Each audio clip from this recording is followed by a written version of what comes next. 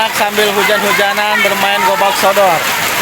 Di sini pelaksanaan kegiatan kokurikuler, yaitu melaksanakan kegiatan permainan tradisional, yaitu bermain gobak sodor.